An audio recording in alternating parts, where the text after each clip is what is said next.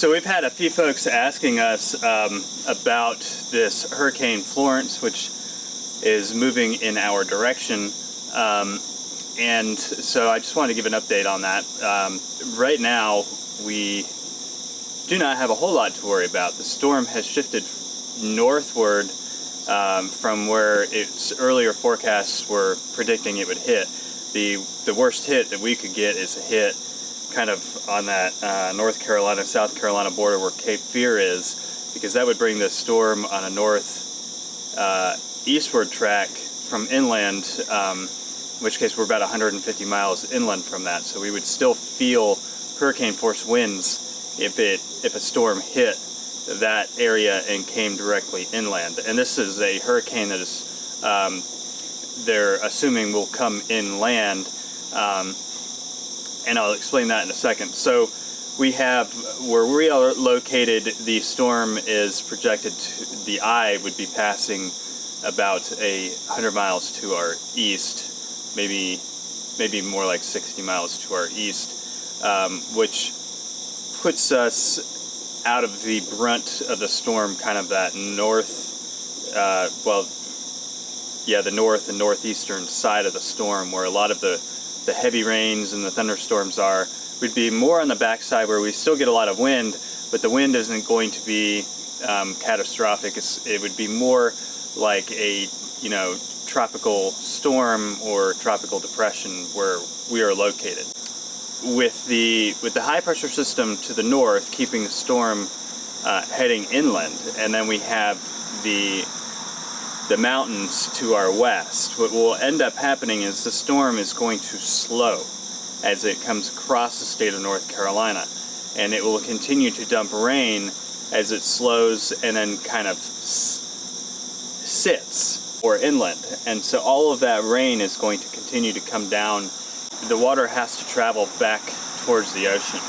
So if you have a massive amount of rainfall that then needs somewhere to go, it's going to travel back down our streams and rivers and out to the ocean. So we were looking at the possibility a couple days ago of 9 to 13 inches. Right now we're actually looking at more to 4 to 6 inches, maybe 7 or 8, depending on where we lie within that band. So we're looking at a lot of river flooding in our area. I mean, that at this point in time, that almost seems like a kind of a certain fact. And then the wind, where the other day we were thinking we could be seeing gusts as high as 100 to 110 miles per hour in our location. Now it looks like the bulk of the storm could be feeling winds in the 40 to 50 mile an hour range with gusts up to 70. So that is a much better scenario than it was yesterday.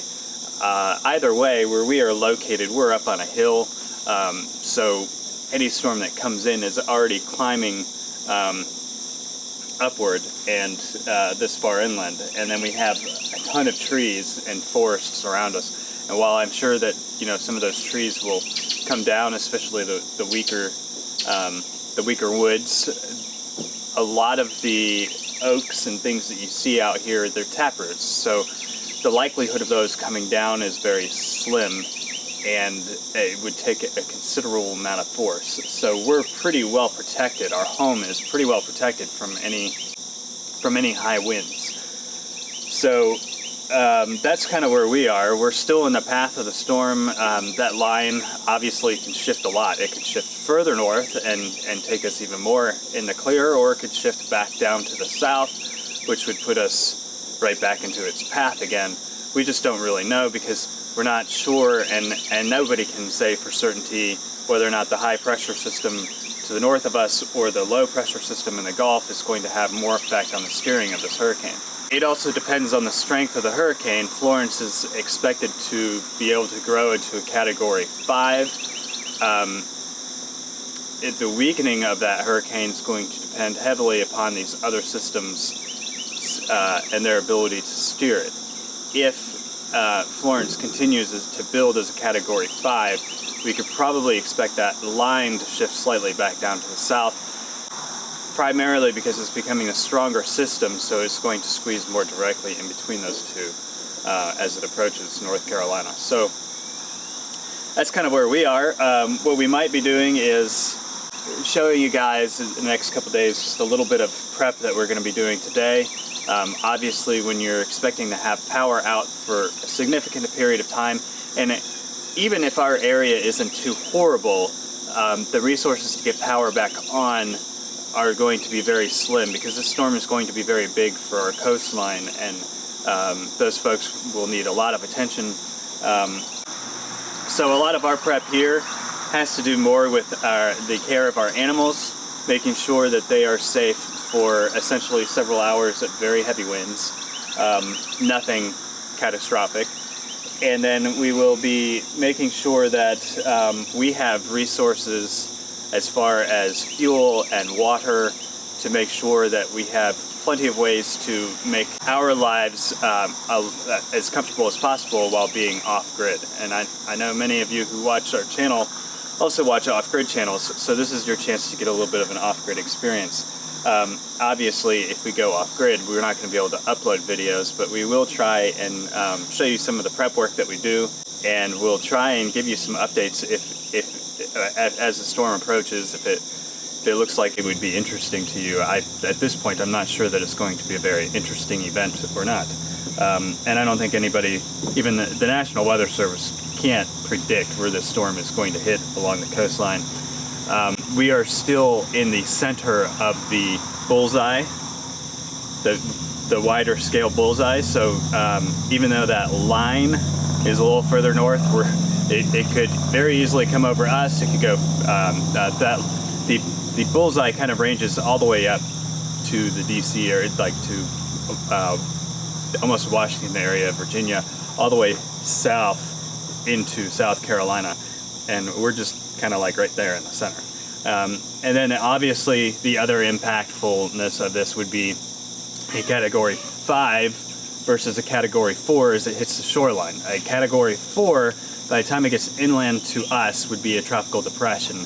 A Category 5, by the time it gets inland to us, would be a Category 1 hurricane.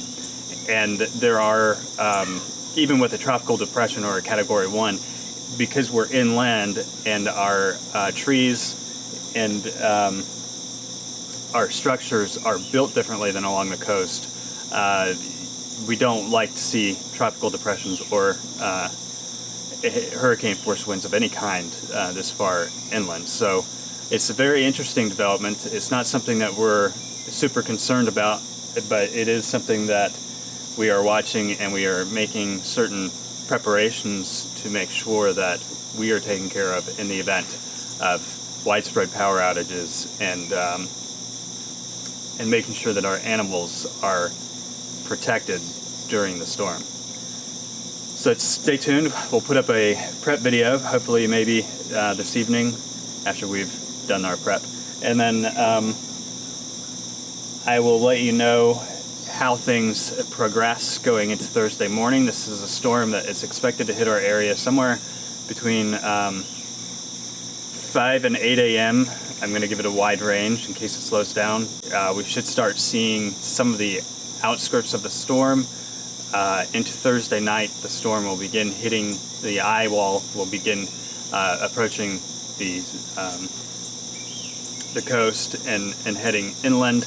And then by Friday morning, the eye wall should be in our area if it's coming in that direction. If it heads a little further north, they're expecting it to go inland to the north and then turn west, which would bring the eye wall back over us, but by then it would be just kind of a tropical depression. So yeah, we'll keep you informed.